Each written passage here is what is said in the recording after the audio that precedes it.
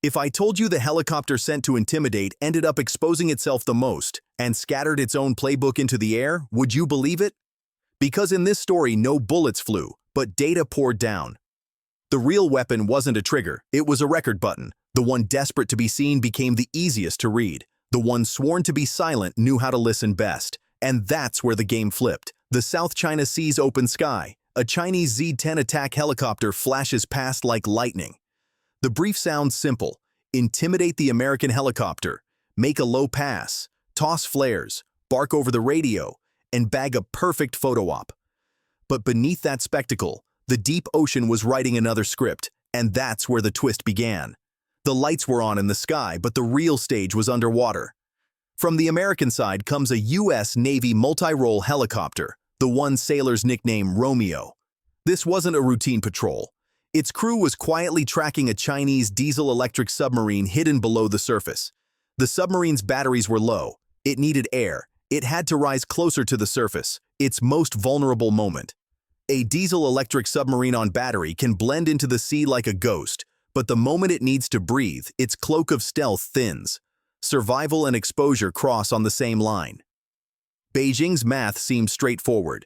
The Z-10 would make noise up top, split the Romeo's focus, and buy the submarine a little breathing room. What happened was the exact opposite. Every pass, every flare, every radio call from the Z-10 turned into an open buffet for American sensors. Noise above, knowledge below. They came for a photo op and left behind a data op. The Z-10 rips a low pass and paints two trails of fire across the sky. The drama looks great. Inside the Romeo's cockpit, calm. We're in international airspace. Then a simple decision. Hold formation. Sensors on zero reaction to intimidation. Full focus on the mission below. The opponent wanted a shaky retreat and got a cool carry on instead. Noise can play the violins, but victory often marches forward without a drumroll. The Romeo carries everything delicate work demands. Eyes above, ears below. It can feel a periscope-thin trace on the surface, hear a faint pulse in the depths, and quietly file the tiny electronic crumbs scattered in the air. Every ping from the Z-10, every break in rhythm, every radio habit was being recorded.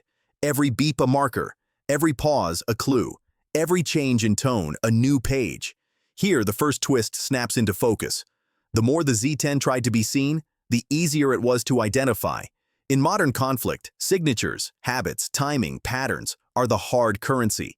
And today, those signatures were being filed straight into the opponent's library. Tomorrow, when that pattern flickers on a screen, the operator won't guess. Recognition will be instant.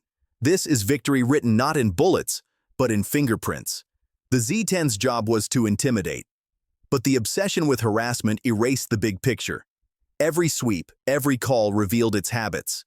The Romeo wasn't just watching a helicopter, it was mapping a system.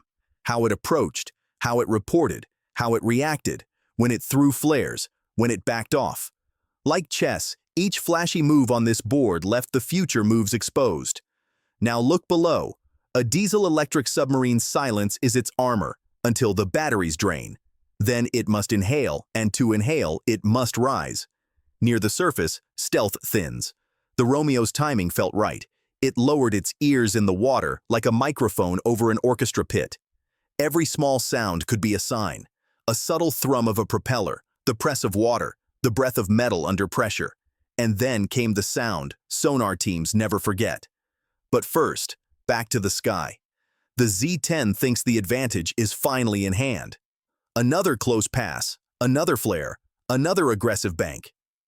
Then that familiar electric tone in the cockpit, the signal of a target lock. On television, this shot screams dominance, one helicopter sighting another. In reality, in this setup, the lock was less lethal and more data-rich. The Romeo used it as another chance to record electronic habits. Panic remained at zero. A cool line in the headset. Good. Keep logging below. The submarine's commander had hoped the Z-10's noise would drive the American helicopter away. The opposite happened. Pressure built. And where pressure rises, silence breaks first. Then came the decision that slices stealth like a knife. A fast emergency dive. On paper, it looks like a bold answer. In the water, it's the loudest move you can make. When a submarine drops too quickly, tiny bubbles explode along the hull, fireworks underwater. That's cavitation. In simple words, a bright, ringing hiss that carries far. At the same time, the sudden change in depth makes the metal settle and strain, pop, groan, crack, like steel bones complaining. For a sonar operator, it's a neon sign. The target is here, and it's staying here for a while. One instant of panic erased hours of careful stealth. That one noisy moment didn't just reach the Romeo. Nearby American ships heard the chorus as well. Now the submarine's next moves were easier to predict: how fast it fell, which layer it chose, which direction it took, and at what depth the sound began to fade. Like a torch lit in the dark, the path revealed itself. Up above, the Z-10 still barked like a guard dog, but the very asset it came to protect was the one most exposed. The irony cut deep. The savior in the sky became, in real combat terms, the reason the secret below was compromised. The American helicopter didn't change course and didn't fire a shot. It held one thing tight: discipline. Above, electronic habits kept getting logged. Below, the submarine's sound trail stretched longer and clearer. Two domains, one win: information. The Romeo's crew listened to the air and the water and blended them into a picture where the enemy had very few safe corners left. Three expensive mistakes stood out. First, too much noise. So many signals thrown into the air that the platform revealed itself. Second, tunnel vision. So much energy poured into intimidation that the real game underwater was forgotten. Third, the emergency dive. By plunging fast, the submarine turned itself into a beacon. What needed hiding became the loudest thing in the ocean. And if you want a fourth lesson, write down overconfidence. When you feel most in control is often when you spill the most data. At last, the Z-10 turns for home. Maybe a breath of relief in that cockpit. Inside the Romeo, a simple line: log complete. A secure uplink hums. Analysts allow themselves the faintest smile.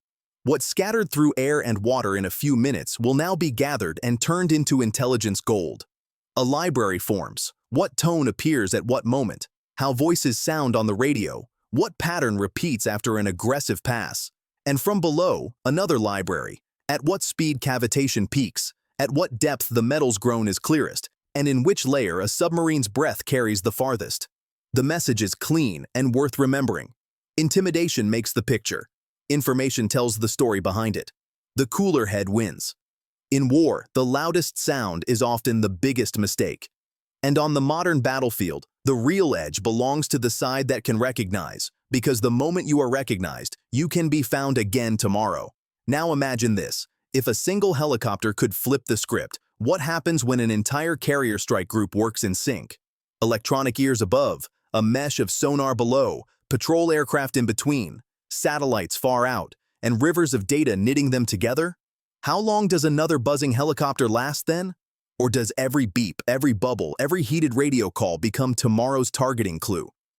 When a team reads from the same signature dictionary, the battlefield leaves little room to hide.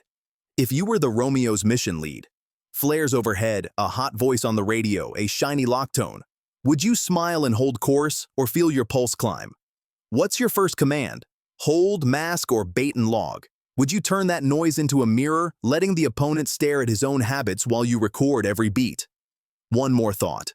When these signature libraries are poured into training simulators, when crews wargame the very patterns we heard today, when a tiny ping tells an operator that's the same platform as last time, whose confidence grows and whose voice goes quiet.